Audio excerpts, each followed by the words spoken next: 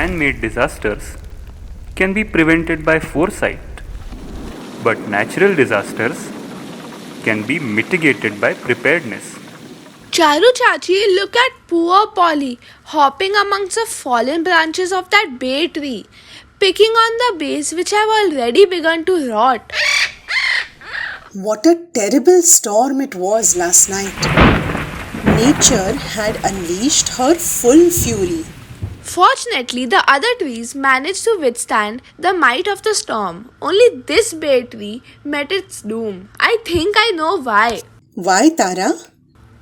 Remember, 2 months ago, the roadworks department had got the road around the bay tree dug up to lay some electric cables. When they patched up the road, they probably put debris around the roots instead of the good soil they had removed.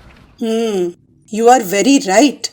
But special care was taken of the rest of the trees just before the monsoons. The people from the garden department of the municipality had carefully pruned their branches so that they were not unbalanced. Also, they had put good soil in all the tree beds. They were well prepared this time for any kind of disaster. And that is why there was not much havoc. That is exactly what Master Ji had told us last year. Preparedness is the mantra to face any kind of calamities or disasters. If we are prepared, then there is some amount of mitigation of the disaster. Bilkul sahi. Charu Chachi, can you please tell me the stories of different types of disasters before we discuss the preparedness and mitigation? You name the disaster and I will enlighten you about them. Polly, which disaster would you like to begin with? Earthquakes? Earthquakes, as you may have learnt when you were in the 7th grade, are caused by the shifting of tectonic plates deep down inside the Earth's mantle. Sometimes earthquakes can cause the Earth to form large cracks. Entire cities have got buried inside the Earth in the past. Really? Can you name a city that has got buried? Yes, it happened in a city called Kourion in the Mediterranean island of Cyprus in the year 365 AD. But people only came to know about it 1500 years later in 1934 when an American archaeologist unearthed the ruins of buildings and skeletons. Earthquakes could also give rise to other disasters like landslides, na? And to tsunamis too when they happen inside the oceans. What about cyclones? At one time, cyclones or hurricanes as they are also called used to occur quite frequently only on the east coast, affecting Andhra Pradesh and Odisha. But now, since the past 2 years, even the west coast of Maharashtra has been facing them. But what exactly are hurricanes? They are huge, spiraling tropical storms that build up wind speeds of over 160 miles an hour and unleash more than 2.4 trillion gallons of rain a day. The center of this spiral, called the eye of the hurricane, is surprisingly quite calm. Quite often, hurricanes are also accompanied by severe flooding. Woohoo! I can just imagine how scary it must be when a place is affected by a cyclone. Don't you agree, Polly? Let's see. Now, next story could be on floods. I was just waiting for you to pick on floods. They are the most common disasters after wildfires. The cause of excessive flooding could be natural or man-made.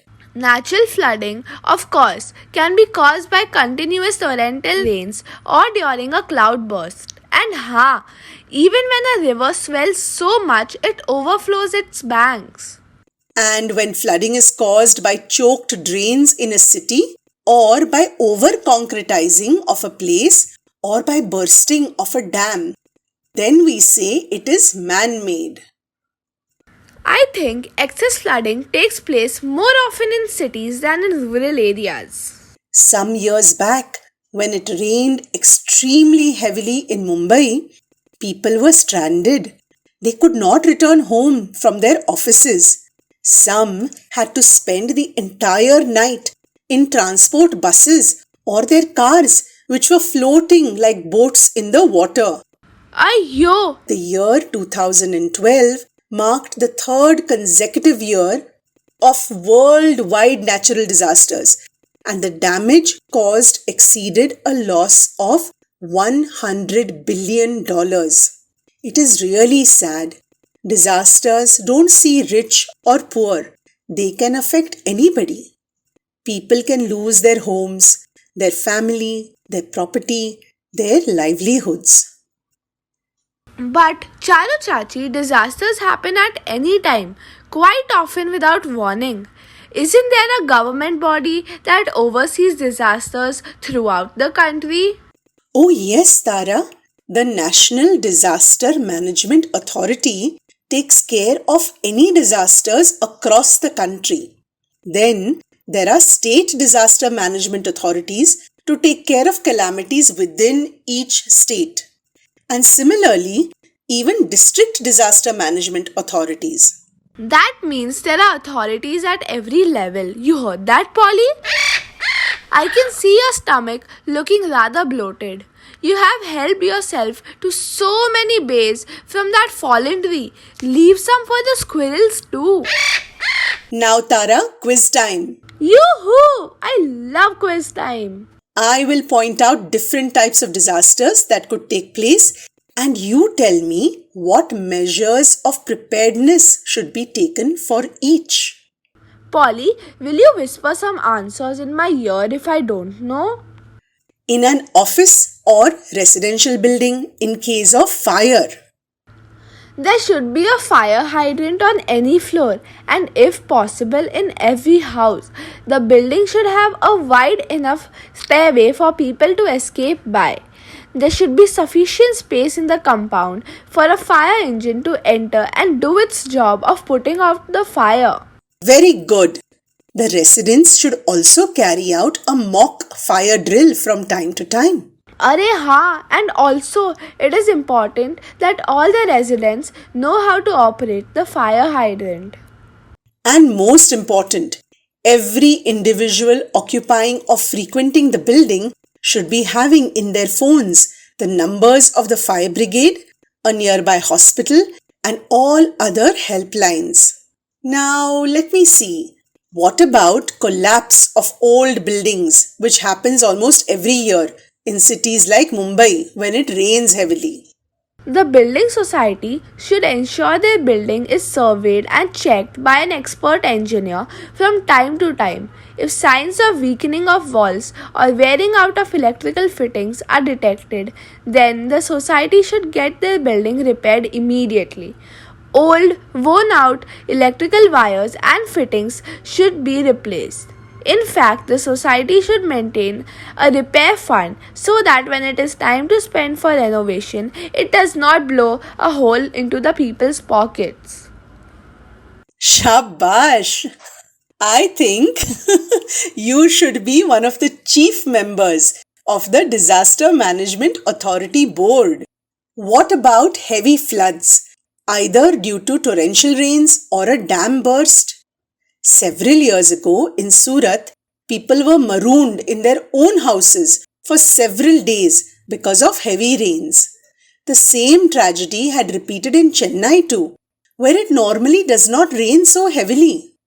Now that people have learned the hard way that such a tragedy can strike anytime, at any place, especially since climate is changing worldwide, there should be a disaster management team with a networking system to contact each other. The team should include pilots who can fly helicopters and can airlift old ailing people and take them to a hospital. People who can mobilize food packets and drinking water. A medical team to treat injured and sick people. Also, the municipality should, from time to time, check the drains in the city and make sure they are not choked. Even after the floods have subsided, there may be chances of an endemic disease. The disaster management team, including the municipality officials, should be in readiness to mitigate this effect through hygiene and proper sanitary measures. What about a cyclone, which we spoke about earlier? What measures should be taken to mitigate the ill effects? I know. First of all, meteorological department can forecast the cyclone in advance. Depending on the strength of the cyclone, they would warn the people to stay indoors. People living near the sea coast could be asked to evacuate and take their shelter elsewhere along with their precious belongings until the cyclone passes off. What about seafarers? No boats would be allowed in the sea at the time of the cyclone is expected to strike. Coast guards would be on the vigil for any mishaps, and helicopters would have to be circling the area in case anyone is stranded in the sea and needs to be rescued. Excellent! Nowadays, since the world is getting hotter, forest fires too have become very frequent. What measures should be taken to prevent them? Since many forest fires are natural disasters, they cannot be stopped. Sahi baat. Our Masterji told us that the fallen leaves and branches act like ready fuel. The smallest spark or maybe lightning can ignite this ready fuel. Masterji has told us that a prevention measure that the forest officials deliberately burn a fire line in a controlled manner at the beginning of summer so that the ready fuel in the form of fallen leaves, bushes and scrubs is not there to feed any fire. Also, strict rules should be imposed to prohibit any smoking or even making of campfires in the forest. There is one recent disaster which has affected the entire world and has taken more than 2 years to mitigate. Of course, the pandemic COVID-19.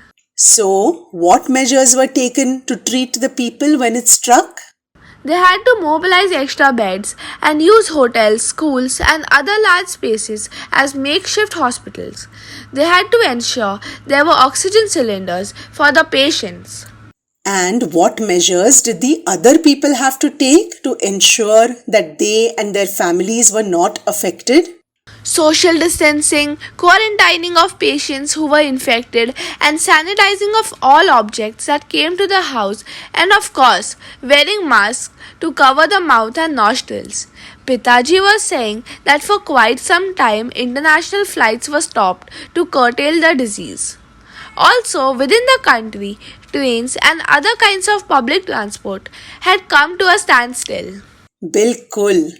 The world had to change its ways. The worst part was that school had shut down for too long. I miss playing with my friends and all the activities in school, like sports, annual day, concerts, and even a library period. I am so happy now that school has finally reopened. Quite often, to deal with a major disaster, the army or navy is called to come to the rescue. I remember way back in 2010, on 6th August around midnight, in Leh, there was a sudden cloudburst that resulted in flash floods. 14 inches of rain in just 2 hours. Did you hear that, Polly?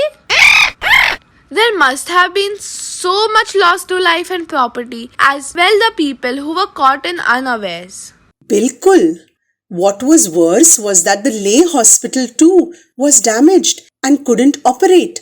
That is when, without delay, the Indian Army, in collaboration with the Jammu and Kashmir government and the border police, stepped in and led the rescue and relief operations.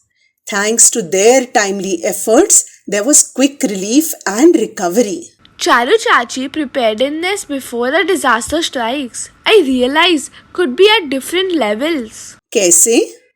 To begin with, it could be at a personal level, where each person thinks of how they could individually act during a disaster. Then comes to the group level, where a family and friends together work towards preparedness. And the highest level would be? The highest level would be the community level when the whole society comes together to minimize the disaster. Excellently put, my dear Tara. Charu Chachi, I strongly feel I too need to do my bit for disaster management. What can I do? Think. Polly, what should I do? Polly suggests that I write a book of guidelines for natural disasters. Will you help me to get it printed into copies, Charu Chachi? Then I can distribute them to shopkeepers, restaurants, societies, schools, colleges, and many other people. This is what Tara typed in her guidelines to disaster management. Be prepared for any disasters. Prevention is better than cure. Volunteer to be trained as a part of a rescue team. Using the experience of previous disasters, the rescue team has to update its methods of operation. Spread awareness about the do's and don'ts of disaster management. How to respond to a disaster. 1. Donate generously for the disaster victims, either in cash or in kind, food packets, clothes, medicines. 2. Channelize the resources for disaster management like funds, clothes, food packets, drinking water, and medicines in the right manner. Make sure that they are not misused. 3. Act as quickly as possible to help people during a disaster. Protecting people at the time of disaster. 1. We need to relocate the people who are in the area of the disaster. 2. Provide them with safe shelters, in addition to water, food, and clothes. Uplifting the society. Assist people in recovering their health and property. This may be done with the help of NGOs, paramedics, and volunteers. And Tara concluded her guidelines booklet with this charming verse. Disaster can strike any time, caused naturally or by mankind. Be prepared for such calamities. Go all out to help victimized humanity. Show concern. Act selflessly. Let's live as one big society.